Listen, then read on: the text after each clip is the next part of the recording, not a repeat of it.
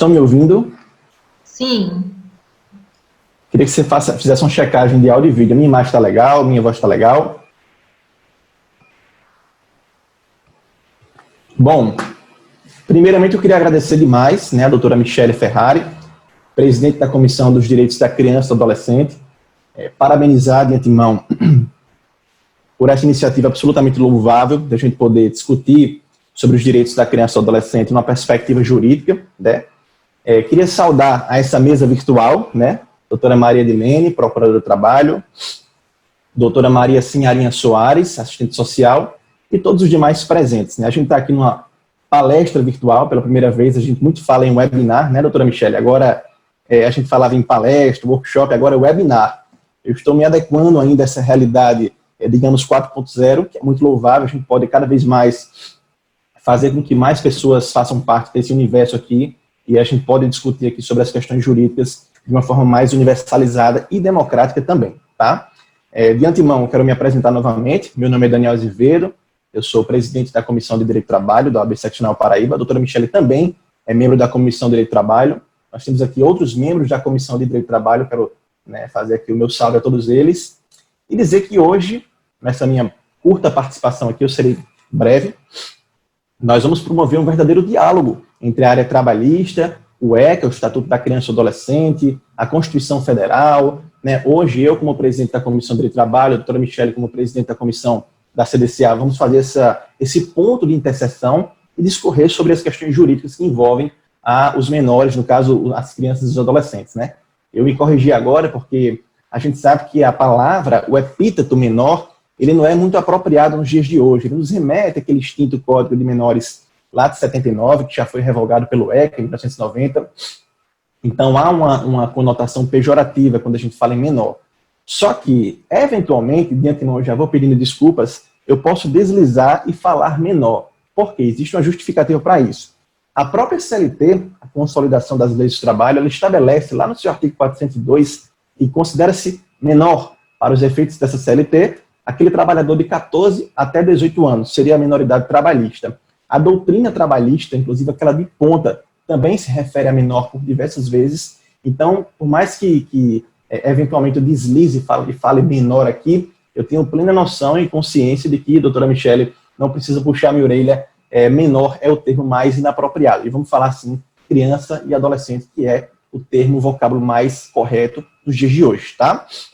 Então, ao longo dessa palestra e ao longo da minha vida profissional, eu vou eventualmente fazendo o desmame desse vício que eu reconheço, sim, que é equivocado.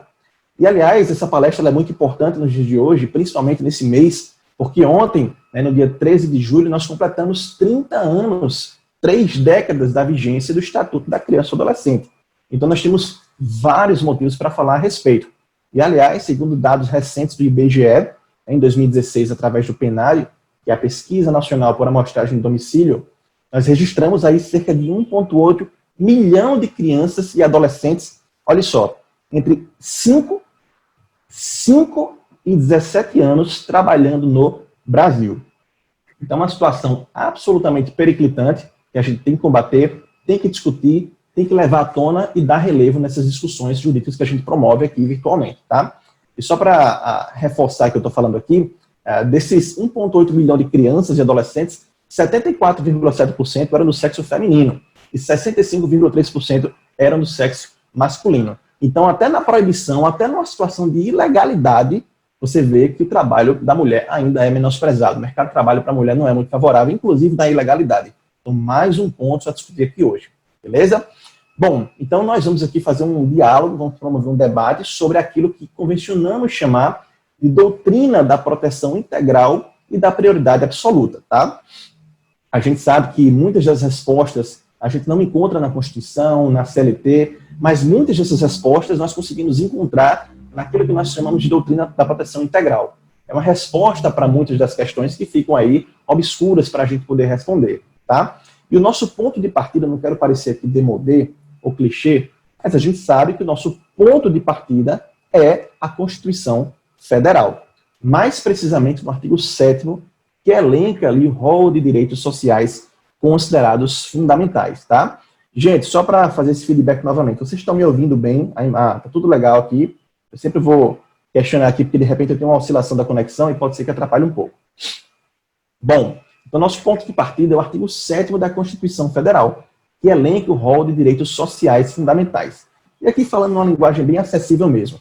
O artigo 7º da Constituição Federal, ele vai dizer o seguinte, olha, são direitos dos trabalhadores urbanos e rurais, e vai sair elencando FGTS, férias, aviso prévio, 13º salário, e dentre todos esses direitos que são elencados, desse rol de direitos, um em especial cintila com maior brilho, que é aquele que fala o seguinte, proibição de trabalho noturno, perigoso ou insalubre a menores de 18 anos e de qualquer trabalho a menores de 16, salvo na condição de aprendiz a partir dos 14 anos. Daniel, dá uma explicaçãozinha mais compreensível desse inciso.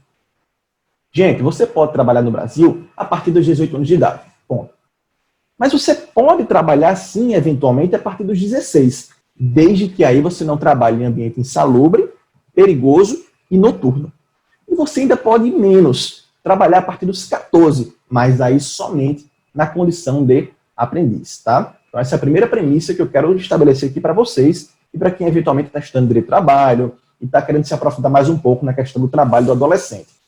E aí a Constituição ela fala em proibição. O trabalho do menor de 18 anos em ambiente insalubre, perigoso e noturno e do menor de 14 ou do a partir de 14 sem ser na condição de aprendiz é um trabalho proibido, mas não um trabalho ilícito. Daniel, existe diferença entre trabalho ilícito e trabalho proibido? Sim, tá, pessoal? Quando a gente fala em trabalho proibido, nós remetemos aquele trabalho que é prestado em desacordo com a legislação trabalhista, mas os efeitos são resguardados. Então, por exemplo, se você tem um adolescente, queria dizer menor, mas me policiei aqui. Se você tem um adolescente com aproximadamente 17 anos de idade, trabalhando em ambiente insalubre, isso não pode. O trabalho é proibido. Mas isso significa que ele não vai receber o adicional de insalubridade? Não, ele vai receber sim. Gera efeitos trabalhistas sim. A empresa vai ser punida eventualmente, mas o efeito é resguardado. Diferentemente do trabalho ilícito, que o objeto em si, ele é ilícito, ele não gera efeitos. Como, por exemplo, trabalho de contrabando, plantação de psicotrópicos, trabalho com tráfico de armas, aí sim, nesse caso, o trabalho é ilícito. Eu acho que algum microfone, ele foi desabilitado aí. Eu estou aqui ouvindo um pouquinho da Luciene Silva, por gentileza, pronto, agora sim. Bom, apenas dando continuidade aqui. Então, existe essa diferenciação dogmática entre trabalho proibido e trabalho ilícito. E aí a gente vai aprofundar mais um pouco para falar uma questão jurídica. Quando a gente fala em trabalho ilícito, trabalho proibido, a gente tem que lembrar que o trabalho, de certa forma, é um contrato. Um contrato de trabalho. E quando a gente fala em contrato, nós temos que lembrar de uma lição básica do Código Civil. Lá no artigo 104 do Código Civil, que diz o seguinte, para um negócio jurídico ser válido, deve haver 3 requisitos implementados cumulativamente. O agente deve ser capaz, o objeto deve ser lícito, possível, determinado, e a forma deve ser prescrita ou não defesa em lei. Mas, Daniel, você falou para mim o seguinte, você está começando a se contradizer, que aquele que trabalha com 17 anos de idade em ambiente insalubre tem efeitos trabalhistas reconhecidos. Mas veja bem, 17 anos, ele é incapaz, o agente é incapaz. Forma prescrita ou não defesa em lei. É defesa em lei, apesar do objeto ser lícito. Então, pelo fato de violar 2 requisitos essenciais dos negócios jurídicos, esse contrato não deveria ser nulo, não. Gente, e aí eu falei para vocês que algumas dessas respostas, que aparentemente não existe, não tem resposta no caso concreto, podem ser respondidas com aquilo que a gente falou logo no início, que é a questão da doutrina da proteção integral e da prioridade absoluta. Sim, esse contrato, em tese, em teoria, ele é nulo, mas a gente tem que lembrar que estamos falando de uma criança, de um adolescente, e esse adolescente tem que ter sua dignidade respeitada. Nesse caso, os direitos trabalhistas são, sim, reconhecidos, não pela legislação, mas pelo efeito da proteção integral e da prioridade absoluta. Tá bom, gente? E essa doutrina, não se enganem, ela tem previsão na própria Constituição Federal, certo? Mais precisamente lá no artigo 227 da Constituição Federal, que diz o seguinte, é dever da família, da sociedade, do Estado, assegurar à criança, ao adolescente, ao jovem, com absoluta prioridade, direito à vida, saúde, profissionalização, cultura, dignidade, respeito, liberdade, enfim. O que esse artigo quer dizer? Para não ficar lendo aqui, ficar muito maçante. Adolescente, criança, jovem, não é mais responsabilidade sua ou minha, é de todos nós. Todos nós nos tornamos responsáveis por essas pessoas em condições especiais. Todos nós avocamos, por razão da Constituição Federal, inclusive de tratados internacionais, essa responsabilidade e dar um tratamento diferenciado a essas pessoas que estão em uma condição especial. Eu não posso tratar uma criança, um adolescente, um jovem, da mesma forma que um adulto. A situação é sui generis, é específica, tá bom, gente? E essa ideologia de que o adolescente deve ser tratado com prioridade, prioridade absoluta, tem raízes no próprio direito inglês. Eu trago aqui como leading cases os primeiros precedentes da primazia do interesse da criança, em que o juiz ele utilizou uma medida semelhante a uma busca e apreensão para resguardar o direito da criança, aquilo que ele entendia ser mais adequado à criança.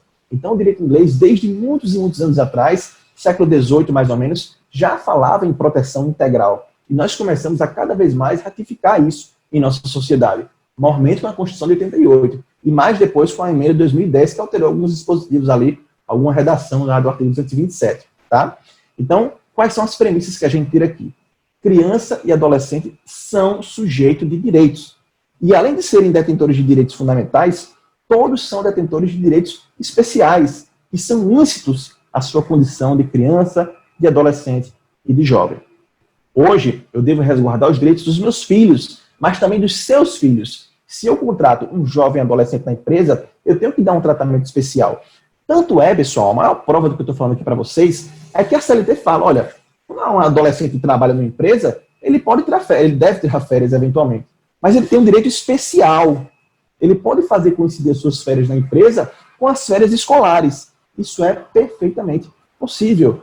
O que é que o legislador, quando olhou para isso, falou? Por que ele criou essa regra discriminando positivamente o adolescente? Porque ele sabe que existe a doutrina da proteção integral e da prioridade absoluta, que deve permear e orbitar todo o nosso ordenamento jurídico, não apenas o trabalhista. Tá? Então essas são as duas primeiras premissas que eu trago aqui para vocês. E quando a gente fala em direito do trabalho, já analisando sob a ótica trabalhista mesmo da CLT, nós tivemos aí em 2017 a entrada em vigor da Lei 13.467 de 2017, a famigerada reforma trabalhista, que promoveu diversas mudanças que se irradiaram para vários diplomas, como a CLT, a Lei do Trabalho Temporário, a terceirização, a Lei do FGTS, a Lei de Custeio da Previdência Social. E, além disso, nós tivemos mudanças da CLT com relação ao trabalho do menor, para fortificar, fortalecer essa proteção integral e prioridade absoluta. Olha só, gente, o artigo 611-A da CLT, que é o que eu reputo mais importante em termos de reforma trabalhista, diz o seguinte, olha, em linhas gerais, sendo um pouco grosseiro aqui, pode flexibilizar a maioria dos dispositivos agora. Você pode flexibilizar praticamente tudo. Vamos abrir as portas para flexibilização. Você pode flexibilizar jornada, controle de horário, questão de enquadramento de insalubridade, trabalho da gestante, tudo mais. E lá no outro artigo, no 611-B, ele falou, mas tem algumas coisas aqui que não podem ser flexibilizadas. E adivinha o que é que ele proibiu de flexibilizar? O trabalho da criança e do adolescente, as medidas de proteção legal para as crianças e para os adolescentes. Então a gente vê que há um sentimento coletivo, legislativo, de tentar proteger cada vez mais a criança e o adolescente no ambiente de trabalho. E falando em legislação do trabalho, eu preciso destacar aqui alguns aspectos com relação ao trabalho do menor. A CLT fala em trabalho do menor, a doutrina fala em trabalho do menor. Mas vamos falar em trabalho do adolescente, tá, gente? Qual é a jornada de trabalho do adolescente? Se você contrata um adolescente, e aqui de antemão não vou falar de aprendizagem, né? A aprendizagem vai ficar para um palestrante específico, mas qual é que é, em regra, a jornada de trabalho de um adolescente de empresa? Como qualquer outra pessoa, 8 horas diárias e 44 horas semanais. Mas, Daniel, ele pode compensar essa jornada? Como assim? Eu posso trabalhar mais num dia e trabalhar menos em outro? Pode. O adolescente tem sim esse direito resguardado pela CLT. Aliás, apenas para esclarecer aqui, existem duas formas de você trabalhar mais no Brasil. Ou você trabalha mais e compensa, né? Você trabalha mais e compensa na mesma semana, por exemplo, que é o que nós chamamos de semana inglesa. Ou você pode fazer um banco de horas, enfim. Você trabalha mais e compensa no outro dia. Essa é a primeira forma de você trabalhar mais. A segunda forma de você trabalhar mais é você prestando serviços em sobre a jornada, indo além do módulo diário e semanal, mas você não vai compensar. Você vai receber por isso as horas extras, com adicional de 50%. Com relação ao adolescente, o que ele pode fazer é compensar, e dentro da mesma semana. Ponto final. Mas, Daniel, existe um tratamento especial que eu estou percebendo aqui, né? A CLT, ela proíbe que o adolescente faça aí um banco de horas, por exemplo, compensando no ano. Por quê? Proteção integral. Então, percebam que o que eu falei no início é verdade. Tudo tem uma resposta, de certo modo, que vai encontrar resguardo na doutrina da proteção integral prioritária absoluta do adolescente. Tá bom, gente? Então, o adolescente ele pode sim trabalhar mais e compensar, desde que na mesma semana, ou seja, semana inglesa. E existe uma situação excepcionalíssima em que ele pode trabalhar mais e receber horas extras, que é no caso de força maior. Houve um dilúvio na empresa, um incêndio, então o trabalho dele é muito necessário para repor aquele dano. Então ele pode sim, nessa situação, trabalhar, desde que faça no máximo 4 horas extras. O trabalho dele não pode passar disso, tá? Senão vai ser um trabalho proibido. E a empresa pode sim ser autuada. Bom, uma novidade com a reforma trabalhista, isso não é novidade, tá? A reforma trabalhista trouxe apenas uma novidade no que diz respeito, basicamente, à jornada do menor, entre aspas, que foi a questão das horas extras.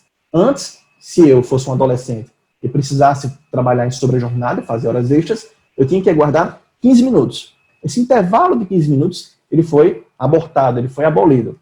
Ele foi sepultado pelo legislador reformista. Então, isso não existe mais. E, por fim, para encerrar essa questão da jornada, eu quero dizer para vocês que se o adolescente trabalha em várias empresas, vai ser considerado apenas um único horário.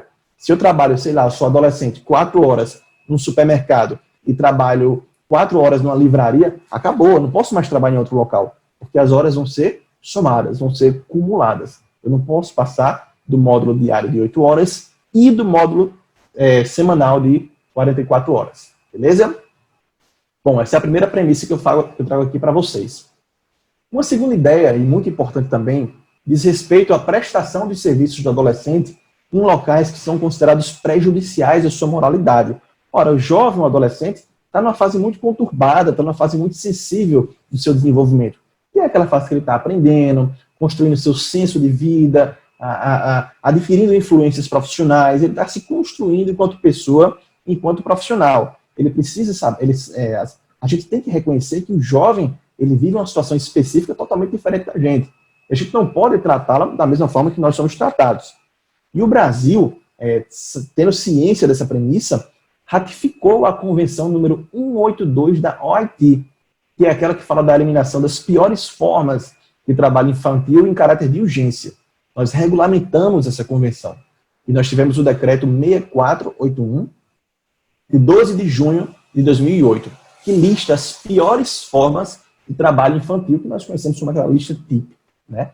Se for no anexo desse decreto, vocês vão ver lá que há trabalhos que são considerados prejudiciais à saúde e à segurança, como, por exemplo, na agricultura, na pesca, serviços sociais, e aqueles trabalhos que prejudicam a moralidade. Tá? E aí ele elenca alguns aqui, trabalhos realizados em prostíbulos, boates, bares, danceterias, casas de massagem, saunas, motéis, esses lugares que há, por exemplo, um espetáculo obsceno, jogos, ele não pode trabalhar de forma alguma. Venda, varejo de bebidas alcoólicas, aqueles em que há exposição a objetos sexuais, livros, nenhum desses locais ele pode trabalhar. São considerados locais, digamos assim, piores formas de se trabalhar para o adolescente. Tá? Além disso, trabalho prestado em teatros, revistas, cinemas. Logicamente, a CLT usa uma nomenclatura tanto quanto arcaica, né? Cabarés, dancing, estabelecimentos análogos, empresas circenses, funções de acróbata, salto em banco, ginasta. Claro que hoje em dia, com a modernidade, a gente sabe que alguns adolescentes e crianças mesmo, até menos de 14 anos, trabalham em espetáculos artísticos, mas aí desde que haja uma autorização judicial e desde que para fins educativos, uma peça infantil, não há problema algum. A gente tem que entender que existe uma evolução da sociedade e a gente deve perfilhar de acordo com essa evolução. A gente não pode se ater à literalidade extremamente rígida da CLT. Tudo isso com base em quê, pessoal? Na doutrina da proteção integral que nós já abordamos aqui. Tá? Bom, e apenas para já se aproximando aqui do fim, eu falei que eu ia ser breve, mas sem perder a verticalização necessária para abordar praticamente todos os aspectos do trabalho do adolescente, a gente tem que falar do papel legal, do papel do representante legal. Né? O adolescente, obviamente, ele não pode praticar todos os atos dentro de uma relação de trabalho, que é uma relação muito sensível, por assim dizer. Tá? No momento de tirar a sua carteira de trabalho, ele tem que ter aí o representante legal naquela guarida, informando, né, os seus dados, declarando informações. No ato da dispensa, quando ele vai quitar as verbas rescisórias, ele precisa também da assinatura dos pais, sob pena de nulidade. Só que existe um ponto em específico, que é até interessante a gente falar aqui, que é a questão do pedido de demissão. Se eu sou um adolescente e vou pedir demissão, eu não preciso da representação dos meus pais. Mas por que, Daniel? Se para assinar aqui recibo de verba rescisória, tirar a carteira de trabalho, eu preciso... Por que é que para pedir demissão não precisa de representação dos pais? Afinal, a demissão é um ato mais grave, por assim dizer. Gente, o que mais acontece, ou pelo menos o que acontece bastante, são... Só um instante que apareceu aqui uma... Pronto. São adolescentes trabalhando em uma situação em que os pais eles sustentam os próprios pais. Então, os pais obrigam que aquela criança, aquele adolescente, esteja naquela situação, naquele contexto de trabalho. Muitas vezes contra a sua própria vontade. Então, ele está numa situação de, por exemplo, um abuso no ambiente de trabalho, numa situação do salário está atrasando, e os pais, precisando daquela pessoa trabalhando, do seu filho trabalhando, mantém ele ali. Então, se ele está ciente de que ele não está lhe fazendo bem, em razão do princípio da proteção integral, ele pode pedir dispensa, né, demissão, sem a representação dos pais neste aspecto. Beleza? E, por fim, quero lembrar aqui a vocês a questão das férias. O adolescente ele tem sim direito às férias no ambiente de trabalho, na relação de emprego, inclusive com o texto constitucional. Ele pode, inclusive, fracionar as suas férias, porque antes da reforma ele não podia, mas agora pode. Ele pode fracionar suas férias em até 3 períodos, sendo que um deles não pode ser inferior a 14 dias corridos e os demais não poderão ser inferiores a 5 dias corridos cada um. Tá? E o que é que muda com relação aos adolescentes com os demais trabalhadores? Como eu já falei para vocês, eles podem sim fazer com esses dias férias da empresa com as férias escolares e o empregador não pode se opor a isso com fundamento, claro, no princípio da proteção integral. Então, pessoal, eu não quero aqui me aprofundar muito, foram basicamente essas as minhas considerações, mas eu queria apenas dizer para vocês que quase tudo que a gente fala em termos de direitos trabalhistas ou direitos do adolescente no ambiente de trabalho envolve a doutrina da proteção integral. Muitas das respostas que nós não encontramos, nós encontramos fundamento, encontramos supedâneo na doutrina da proteção integral e da prioridade absoluta, que nós já vimos que não é uma realidade típica do Brasil. Isso advém do direito inglês e é adotado em diversos países. Porque a situação da criança, do jovem, do adolescente, é uma situação excepcional. A gente não pode tratar aquela premissa que é utilizada por Rui Barbosa, né? Tratar os iguais de forma igual e desiguais de forma desigual. Não. O adolescente deve ser tratado de forma desigual. E essa desigualdade no sentido positivo. A discriminação não é apenas negativa. Existem discriminações positivas. E essa discriminação positiva deve sim ocorrer. Porque só assim a gente consegue atender ao comando legal, ao comando constitucional, aos tratados internacionais e, ao principal, aos direitos da criança, do adolescente e do jovem, que, aliás, são o nosso futuro aqui no Brasil. Então, quero agradecer demais aqui a minha participação, o convite, doutora Michele, doutora Dilene. Nós que agradecemos, né, doutor Daniel? Doutora Maria Sinharinha Soares, assistente social, e todos os demais presentes. Eu sei que nem todo mundo aqui é da área jurídica, eu estou vendo aqui alguns nomes, e queria agradecer a presença de todos vocês, né, nos dias como hoje, se faz muito relevante a gente dar relevo a esse debate, né, dar ênfase específica a isso, e quero agradecer demais e já me coloco à disposição para os demais convites. Muito obrigado e boa noite. Nós que agradecemos, doutor Daniel, pela disponibilidade do senhor, né, e pela, assim, a brilhante exposição, né, sobre